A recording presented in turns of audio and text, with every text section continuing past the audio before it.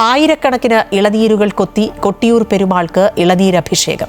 കൊട്ടിയൂർ ക്ഷേത്രത്തിലെ മുഖ്യ ചടങ്ങുകളിലൊന്നായ ഇളനീരാട്ടത്തിൽ പങ്കെടുക്കാൻ ലക്ഷക്കണക്കിന് ഭക്തരാണ് എത്തിച്ചേർന്നത്. പ്രധാന ആരാധനകളിലൊന്നായ രേവതി ആരാധന ബുധനാഴ്ച നടക്കും.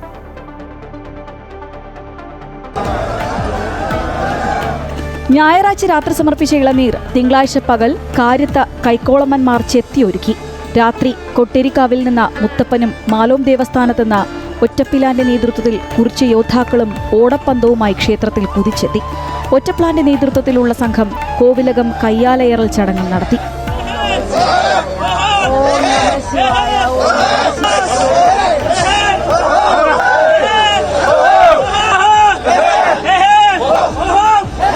ദൈവം തിരുവഞ്ചിറയിലെത്തിയപ്പോൾ ഭണ്ഡാരറയിലെ വാൾ മുത്തപ്പനെ കാണിച്ചു.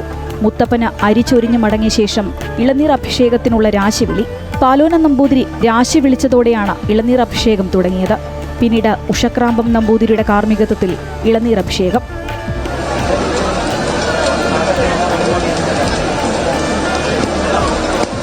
ഇളനീരാട്ട ചടങ്ങിൽ പങ്കെടുക്കാൻ ലക്ഷക്കണക്കിന് ഭക്തരാണ് ക്ഷേത്രത്തിലെത്തിയത്. ഇളനീർ തൊണ്ടുകൾ ഭക്തർക്ക് പ്രസാദമായി നൽകി. ക്ഷേത്രത്തിലെ പ്രധാന ആരാധനകളിലൊന്നായ രേവതി ആരാധന ബുധനാഴ്ച നടക്കും.